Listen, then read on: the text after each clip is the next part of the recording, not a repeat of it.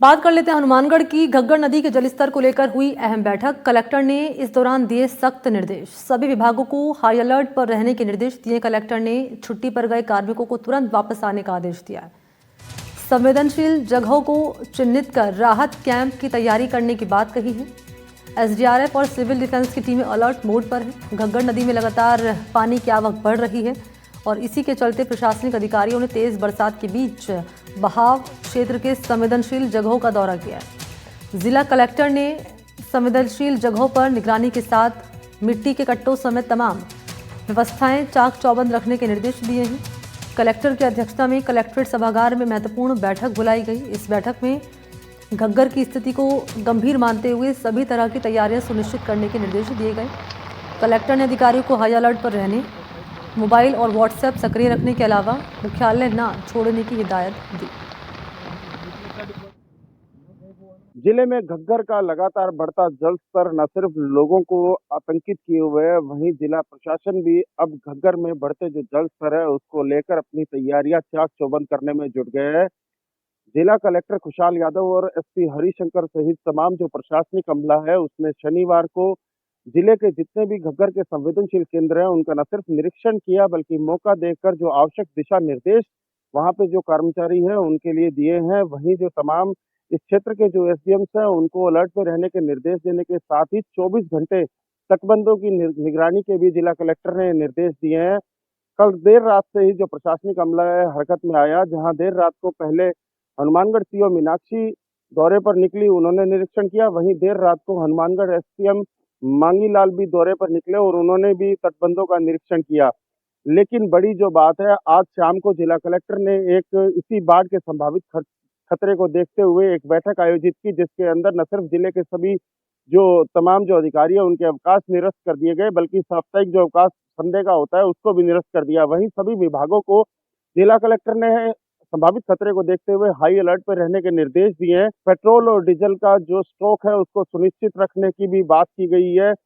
जिला कलेक्टर ने कहा है कि अभी जो स्थिति है वो किसी भी तरह से खतरे की नहीं नजर आ रही है, लेकिन जिला प्रशासन संभावित खतरे को देखते हुए पूरी तरह से अलर्ट पर है। अब देखना ये होगा कि जो जिस तरह से 2 साल पहले जिला प्रशासन ने पूरी तरह से मुस्तैदी से इन स्थितियों से निपटते हुए जिले को बाढ़ के खतरे से बचा दिया था, क्या इस बार भी अगर पानी बढ़ता है तो जिला प्रशासन उसी मुस्तैदी से बाढ़ के खतरे को जिले में टाल पाएगा, या इस बार जो सिंचाई विभाग और अन्य जो कार्मिकों की शुरुआती जो लचरता रही है कार्यशैली के अंदर, उस लचरता की कीमत आम लोगों को भुगतनी पड़ेगी। एनडीटीवी के लिए मनीष शर्मा, हनुमानगढ़। तो राजस्थान में बारिश का सितम नहीं थम रहा है। पहले पूर्वी राजस्थान में कहर मचाने के बाद अब दक्षिण और दक्षिण पश्चिमी राजस्थान में बदरा जमकर बरस रहे हैं। इससे जुड़ी 3 तस्वीरें भी आपके सामने मैं रख रही हूं, आप इन तस्वीरों पर नजर डालिए। तो जालौर में तेज बहाव में बाइक बहने की घटना सामने आई। उदयपुर की तस्वीर देखेंगे तो यहाँ एक गाड़ी पानी में बह गई। जैसलमेर की इन तस्वीर पर नजर डालेंगे तो यहाँ अस्पताल जो कि पूरी तरह से जलमग्न नजर आया, यानी हर तरफ आफत ही आफत नजर आ रही है बरसात के चलते। और उदयपुर में एक गाड़ी जो कि पानी में बह गई।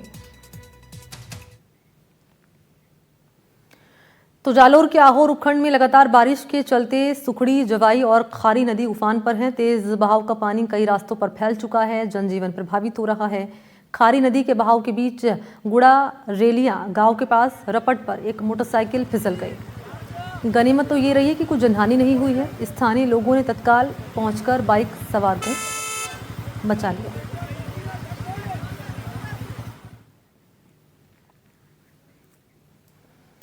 बात करें उदयपुर की तो यहाँ जावर माइंस इलाके में मूसलाधार बारिश के चलते यहाँ सड़कें जलमग्न हो गई। पानी के तेज बहाव ने एक गाड़ी भी बहती नजर आई। हाईवे पर भी जलभराव के हालात बने हुए हैं। तस्वीर देख लीजिए, इतना पानी है कि फ्लो तो रुक ही नहीं रहा है और इतना तेज फ्लो है कि अगर कोई यहाँ से होकर गुजरेगा निश्चित तौर पर उसका बह जाना तय है। और हुआ भी यही है।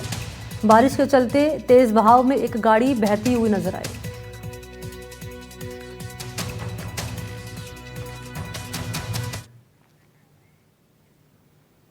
जैसलमेर की बात करें तो यहाँ पर झमाझम बारिश हुई है और पोकरण समेत ग्रामीण इलाकों में झमाझम बारिश हुई। पोकरण का राजकीय जिला अस्पताल जलमग्न हो गया। इमरजेंसी वार्ड में जमीन से पानी निकलने लगा।